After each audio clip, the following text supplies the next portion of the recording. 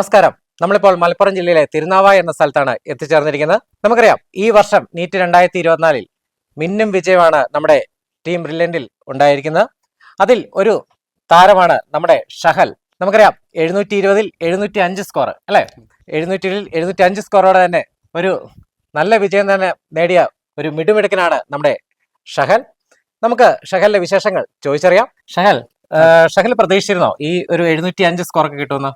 ഇല്ല 705 എന്ന് പറയുമ്പോ അത് നമ്മളൊക്കെ എക്സ്പെക്ട് ചെയ്യാത്ത എത്ര വലിയ സ്കോർ അല്ലേ. 700 അബോവ് കിട്ടാന്ന് തന്നെ പറഞ്ഞാല് അതൊരു വലിയ സ്കോറാണ്. ഞാനൊരു 650 ആ റേഞ്ചില് എക്സ്പെക്ട് ചെയ്തിട്ടുണ്ടായിരുന്നു. ഓക്കെ, ഷഹൽ ഓൺലൈൻ ബാച്ച് ആയിരുന്നു ഓഫ്ലൈൻ ബാച്ച്? ഓഫ്ലൈൻ ബാച്ച് ആയിരുന്നു.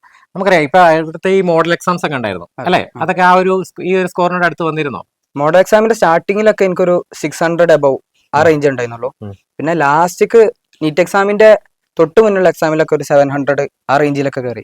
അപ്പൊ നല്ല കോൺഫിഡൻസ് ആയി കിട്ടുന്നൊക്കെ. പിന്നെ നീറ്റ് എഴുതിയപ്പോ 705 കിട്ടി. 705. ഓക്കെ, ക്യാഷ് പ്രൈസ് ഒക്കെ കിട്ടിയിരുന്നോ? ചില സമയങ്ങളിൽ ആണ്. ഓക്കെ, നമുക്കറിയാം ഇപ്പൊ നമ്മുടെ ടീം ബ്രില്യന്റ് ഒരുപാട് അക്കാദമിക്കിൽ ഒരുപാട് ഹെൽപ്പ് ചെയ്യുന്നുണ്ട്.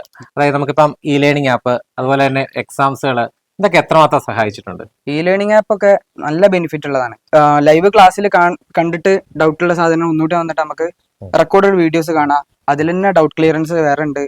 പിന്നെ അതിൽ തന്നെ നമുക്ക് എക്സാംസ് ഉണ്ട്, ക്വിസസ് ഉണ്ട്. അത് നല്ല ഹെൽപ്ഫുൾ ആയിരുന്നു. അതിൽ റാങ്കിങ് കാര്യങ്ങളൊക്കെ ഉണ്ട്. ഇപ്പൊ നമ്മൾ എക്സാം എഴുതുകയാണെന്നുണ്ടെങ്കിൽ തന്നെ നമ്മൾ എത്രാമത്തെ റാങ്കിലാണ് കിടക്കുന്നത് എന്ന് നമുക്ക് അറിയാൻ കഴിയും. ഇ ബുക്ക് അല്ലേ? E book. അപ്പോ നമ്മളെ ഇന്ത്യയിലൊക്കെ ഒരുപാട് NCERT കാര്യങ്ങളൊക്കെ കുറച്ച് പഴയ വേർഷൻസ് ചെയ്യുന്നത്. അപ്പോ അങ്ങനെ ഒന്ന് നമുക്ക് അതിൽ PDF ഉണ്ട്, എല്ലാ ചാപ്റ്റേഴ്സിന്റെയും PDF ഉണ്ട്. അപ്പൊ വളരെ ഹെൽപ്ഫുൾ ആയിരുന്നു. നമുക്ക് ഫിസിക്സ് ആയാലും കെമിസ്ട്രി ആയാലും NCERT ഒക്കെ അതിൽ തന്നെ നമുക്ക് റീഡ് ചെയ്യാം. പിന്നെ അതിന്റെ ഷോർട്ട് നോട്ട്സും ഉണ്ടാവും. അങ്ങനത്തെ കാര്യങ്ങളൊക്കെ ഉണ്ടായിരുന്നു. അതുപോലെ തന്നെ നമുക്കിപ്പം എങ്ങനെയായിരുന്നു ഇതിന്റെ ഒരു എൻട്രൻസ് പ്ലാൻ എങ്ങനെയായിരുന്നു? അതായത് ഇപ്പം മോനിപ്പം ഓരോ എക്സാംസിന് വേണ്ടിയൊക്കെ എങ്ങനെയാ തയ്യാറായിക്കൊണ്ടിരുന്നത്? ടൈം ടേബിൾ ഒക്കെ ഉണ്ടായിരുന്നോ?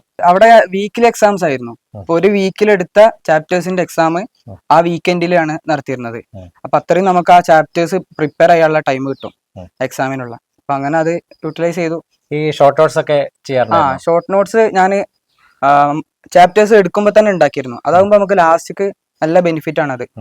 അപ്പൊ ലാസ്റ്റ് ടൈമിൽ നമുക്ക് ഷോർട്ട് നോട്ട് ഉണ്ടാക്കാനും അതിരുന്ന് വായിക്കാനും ടൈം കിട്ടൂല. അപ്പൊ തുടക്കത്തിൽ തന്നെ നമ്മൾ ഉണ്ടാക്കുകയാണെന്ന് നല്ല ബെനിഫിറ്റ് ആണ്. അതുപോലെ തന്നെ നമുക്കറിയാം നമ്മുടെ ബ്രില്യന്റെ ഒരു ഹോസ്റ്റൽ ലൈഫ് എന്ന് പറയുന്നത് അല്ലെ, വളരെ ഒരു എന്താ പറയാ, ഭയങ്കര നമ്മൾ ആഗ്രഹിക്കുന്നതിലുപരി ആ ഒരു പഠനാന്തരീക്ഷം കാര്യങ്ങൾ, ആ ഒരു ലൈഫ് എങ്ങനെയായിരുന്നു? ആ ഒരു ഹോസ്റ്റൽ ലൈഫ്, ഹോസ്റ്റൽ എന്ന് പറഞ്ഞാല് ഭയങ്കര കോമ്പറ്റീറ്റീവ് ആയിരുന്നു. അപ്പോ നമുക്ക് നല്ല മാർക്ക് ഉണ്ടെങ്കിൽ തന്നെ റാങ്ക് ഒരുപാട് ബാക്കിലോട്ട് വരും. അപ്പൊ നമ്മള് പിന്നെയും മുന്നോട്ട് വരാൻ നല്ല ശ്രമിക്കും. മാർക്ക് ഇല്ലാണ്ട് ഉണ്ടെന്നുണ്ടെങ്കിൽ നമ്മള് ഒന്നുകൂടി ഡിപ്രസ് ആവുക ചെയ്യാം. പക്ഷെ അത് മാർക്ക് ഉണ്ടായിട്ടും നമുക്ക് റാങ്ക് കുറവാണ്. അപ്പൊ നമ്മളെ മുന്നിൽ ഇത്ര ആൾക്കാരുണ്ട്, അപ്പൊ നമ്മൾ ഈ ലെവലിലൊന്നും ഇരുന്നാ പോരാ, നമുക്ക് ഇനിയും മുന്നോട്ട് വരണമെന്ന് നമ്മൾ പഠിക്കും. അങ്ങനെ ഹോസ്റ്റലിൽ എല്ലാവരും നല്ല പഠിക്കുന്ന ആൾക്കാരായിരുന്നു. പിന്നെ വാർഡന്മാരായാലും നല്ല സപ്പോർട്ടായിരുന്നു. ഹോസ്റ്റലിലെ ഫുഡൊക്കെ എങ്ങനെ ഉണ്ടായിരുന്നു? ഫുഡൊക്കെ ഉഷാറായിരുന്നു, അടിപൊളിയായിരുന്നു. അതെ, നമ്മളെ ഹോംലി ഫുഡ് തന്നെ അവിടെ നമുക്ക് കിട്ടും. ഞാൻ പ്രൈഡ് ഹോസ്റ്റല്. ഓക്കെ. അതുപോലെ തന്നെ നമുക്ക് ആ ഒരു ബ്രില്യന്റിലെ ആ ഒരു വർഷത്തെ ഒരു എക്സ്പീരിയൻസ് അല്ലെ, പഠിക്കുന്നതിലാണല്ലോ, പിന്നെ അവിടുത്തെ ആ ഓരോ അറ്റ്മോസ്ഫിയർ, അതൊക്കെ എങ്ങനെയുണ്ട് ആ ഒരു ലൈഫ് സ്റ്റൈല്? ഒരു സ്റ്റുഡന്റിന് വേണ്ട പെർഫെക്റ്റ് അറ്റ്മോസ്ഫിയർ അവിടെ ഉണ്ടായിരുന്നു. അപ്പൊ നമുക്ക് ടീച്ചേഴ്സ് ആയാലും മറ്റ് സ്റ്റാഫ്സ് ആയാലും ഇപ്പോ എല്ലാവരും ഹോൾ ബ്രില്യൻ ടീം തന്നെ വളരെ സപ്പോർട്ട് ആയിരുന്നു. നമുക്കറിയാം ഇപ്പൊ 3 സബ്ജക്റ്റുകളുണ്ട് അല്ലെ, കെമിസ്ട്രി, ഫിസിക്സ്, ബയോളജി. മോന്റെ ഫേവറേറ്റ് സബ്ജക്ട് ഏതായിരുന്നു? എനിക്ക് കുറച്ചുകൂടി ഈസി ആയി തോന്നി ഫിസിക്സ് ആയിരുന്നു. ഫിസിക്സ് നല്ല ഇൻട്രസ്റ്റിംഗ് ആണ് പഠിക്കാനും ക്വസ്റ്റ്യൻസ് ചെയ്യാനും കാര്യങ്ങളൊക്കെ. ഞാൻ ബയോളജിയിൽ കുറച്ചൊരു ബാക്കിലായിരുന്നു. ഈ ഓർത്ത് വെക്കുന്ന കാര്യമായിട്ട് ഞാൻ വേഗം മറന്നു പോകും. അതുകൊണ്ട് ഇടക്കിടക്ക് ഇരുന്നിട്ട് എനിക്ക് NCERT വായിക്കേണ്ട ആവശ്യം ഉണ്ടായിരുന്നു. ഞാൻ ഇടക്കിടക്ക് ഇരുന്ന് വായിക്കും, എന്നാലും എനിക്കത് ഓർമ്മയിൽ നിൽക്കുള്ളൂ. ഫിസിക്സ് ആകുമ്പോൾ എനിക്ക് ആ കൺസെപ്റ്റ് കണ്ട് കിട്ടിക്കഴിഞ്ഞാൽ പിന്നെ ക്വസ്റ്റ്യൻസ് ചെയ്യാൻ എളുപ്പമുണ്ട്. കെമിസ്ട്രി അതിന്റെ രണ്ടിനും നടുവിലാണ് വരിക. കെമിസ്ട്രി ഇനോർഗാനിക് എന്ന് പറയുന്നത് അതും നമ്മൾ കുറച്ച് മൈൻഡിൽ ഓർത്ത് വെക്കേണ്ട കാര്യങ്ങളാണ്. പിന്നെ ഓർഗാനിക് നല്ല രസമാണ് പഠിക്കാൻ, അത് കൺസെപ്ച്വൽ ആണ്.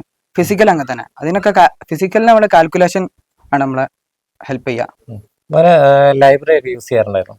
ഡെയിലി പോയിരുന്നു റെഫറൻസ് ഹാളില്. അവിടെ ഇപ്പൊ നമുക്ക് പഠിക്കണ അറ്റ്മോസ്ഫിയറിൽ ഇരുന്ന് പഠിക്കാം. ഒരുപാട് സ്റ്റുഡൻസ് അവരവരെ പഠിക്കുന്നുണ്ടാവും, നമ്മളും നമ്മളെ രീതിയിൽ പഠിക്കുന്നുണ്ടാവും. അപ്പൊ നമുക്ക് വർക്കും കാര്യങ്ങളൊക്കെ വരികയാണെങ്കിൽ തന്നെ അവരിന്ന് പഠിക്കുന്നുണ്ട്. പിന്നെ നമുക്ക് അങ്ങനെ ഉറങ്ങാൻ ശരിയാവില്ല, നമ്മളപ്പോ ഇരുന്ന് പഠിക്കും. അതെ. പിന്നെ നമുക്ക് അവിടുന്ന് തന്നെ ബുക്സ് എടുക്കാം, ചെയ്യാം, പിന്നെ അവിടെ വെക്കാം. ഒരുപാട് ബുക്സ് ഉണ്ട് നമുക്കിപ്പോ. ബ്രില്യന്റിന്റെ സ്റ്റഡി മെറ്റീരിയൽസ് ആയിരുന്നു ഞാൻ ആദ്യം ചെയ്തിരുന്നത്. അത് കഴിഞ്ഞിട്ട് പിന്നെ അഡീഷണൽ ബുക്സ് പല ബുക്സ് അവിടെ ഉണ്ട്, അതെടുത്ത് ചെയ്യും. ഓക്കെ, ഇപ്പൊ നമുക്കറിയാം ഇപ്പൊ ബ്രില്യന്റ് നിങ്ങൾക്ക് ഒരുപാട് ബുക്സ് പ്രൊവൈഡ് ചെയ്യുന്നുണ്ട് അല്ലെ? അതായത് ഇപ്പൊ വർക്ക് ബുക്ക്, അതുപോലെ തന്നെ NCERT ഇതെല്ലാം ഉണ്ട്. അത് എത്രമാത്രം സഹായിച്ചു ഈ ഒരു നീറ്റ് സ്കോർ നമുക്ക് അച്ചീവ് ചെയ്യാനായിട്ട്? അതില് ബ്രില്യന്റിന്റെ മെറ്റീരിയൽസ് പറഞ്ഞാല് അതില് ഒരു ബുക്കിൽ തന്നെ പല ലെവൽസ് ആണ്, ലെവൽ 1, ലെവൽ 2 അങ്ങനെ. അപ്പോൾ ഈ സിമ്പിൾ ക്വസ്റ്റ്യൻസ് മുതൽ ഹാർഡർ ക്വസ്റ്റ്യൻസ് വരെ നമ്മളത് ചെയ്യുന്നുണ്ട്. അപ്പോൾ നീറ്റിനേക്കാൾ ഒരു പൊടി മേലക്കുള്ള ക്വസ്റ്റ്യൻസ് ആണ് നമ്മളതിൽ അറ്റംപ്റ്റ് ചെയ്യുക. അപ്പൊ ആ നീറ്റ് എക്സാമിന്റെ ടൈമിൽ എനിക്കൊരു ക്വസ്റ്റ്യൻ പോലും ഹാർഡർ ആയ കാര്യം എനിക്ക് തോന്നിയിട്ടില്ല. കാരണം നമ്മൾ അവിടുത്തെ എക്സാംസിലായാലും നമ്മൾ ചെയ്യുന്ന മെറ്റീരിയലത്തെ ബുക്സിലായാലും ഒക്കെ ഇതിനേക്കാൾ ഹാർഡർ ആയ ക്വസ്റ്റ്യൻസ് നമ്മൾ ചെയ്തിരിക്കണേ. അതുകൊണ്ട് എനിക്ക് ചെറിയ മിസ്റ്റേക്സ് വന്നല്ലാണ്ട് ഒരു ക്വസ്റ്റ്യൻ എനിക്ക് ചെയ്യാൻ പറ്റൂല എന്ന് എനിക്ക് തോന്നിയിട്ടില്ല. അതുപോലെ തന്നെ നമുക്ക് ഈ MBBS എന്നുള്ള ആഗ്രഹം അത് എന്തുകൊണ്ടാണ് ആ ഒരു ആഗ്രഹം? അതായത് ഇപ്പൊ ചെറുപ്പം മുതലേ ഉണ്ടായിരുന്ന ഒരു ആഗ്രഹമാണോ, അതോ വീട്ടിലാരെയും ഡോക്ടേഴ്സ് ഉണ്ടായിട്ട് അങ്ങനെ വന്നാണോ? എന്തുകൊണ്ട് ഈ ഒരു MBBS തിരഞ്ഞെടുക്കാണ്ടായ ഒരു റീസൺ? അതൊരു ആഗ്രഹം ഒന്നുമില്ല. എനിക്കിപ്പോ +2 കഴിഞ്ഞിട്ട് ഞാൻ ഏത് കോഴ്സ് എടുക്കേണ്ടത് ആ കൺഫ്യൂഷൻ ആയപ്പോ റിലേറ്റീവ്സിൽ ഉമ്മാന്റെ റിലേറ്റീവ്സിൽ കുറച്ച് ഡോക്ടേഴ്സ് ഉണ്ട്. അപ്പോ അവർക്ക് കിട്ടുന്ന റെസ്പെക്റ്റും അവർക്ക് ഈ സൊസൈറ്റിയിലുള്ളതൊക്കെ കണ്ടപ്പോ എനിക്കൊരു ആഗ്രഹം നോക്കിയാലോ. എന്തായാലും ഒരു കോഴ്സ് എനിക്ക് തീരുമാനമായിട്ടില്ല, എന്നാൽ അതൊന്ന് അറ്റംപ്റ്റ് ചെയ്ത് നോക്കാന്ന് തോന്നി. ഓക്കെ, ഇപ്പൊ നമുക്ക് നീറ്റ് 2024 എക്സാം കഴിഞ്ഞു അല്ലെ? ഇപ്പൊ നമുക്ക് വരാൻ പോകുന്ന 2025 നീറ്റിന് വേണ്ടി കുട്ടികൾ തയ്യാറാവുകയാണ്. ഇപ്പൊ നമ്മുടെ ബ്രില്യന്റിലാണ് ഒരുപാട് കുട്ടികളാണ് ഇപ്പൊ തയ്യാറായി നിൽക്കുന്നത് അല്ലെ?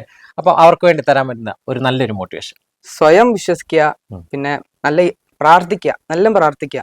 പ്രാർത്ഥിച്ചാൽ എല്ലാം നടക്കും. ഇപ്പോ വേറൊരാളായിട്ട് നമ്മൾ തന്നെ കമ്പയർ ചെയ്യാതിരിക്കാൻ നോക്കുക. ഇപ്പോൾ റൂംമേറ്റ്സ് ആയാലും ഹോസ്റ്റൽ മേറ്റ്സ് ആയാലും അവരുമായി കമ്പയർ ചെയ്ത് നമുക്ക് മാർക്ക് കൂടുന്നുണ്ടോ, നമുക്ക് ഒരു ഇമ്പ്രൂവ്മെന്റ് ഉണ്ടോ, അതാണ് സെൽഫ് ഇമ്പ്രൂവ്മെന്റ് ആണ് ഇതിൽ ഏറ്റവും വലുത്. സെൽഫ് കോൺഫിഡൻസും എനിക്കതാണ് വളരെ ഹെൽപ്ഫുൾ ആയത് ലാസ്റ്റ് ടൈമിൽ. ഇപ്പൊ നിങ്ങൾക്ക് എന്തെങ്കിലും ഡിപ്രഷനും കാര്യങ്ങളും അങ്ങനെ ഉണ്ട്, പേരൻസായി കോൺടാക്ട് ചെയ്യുക.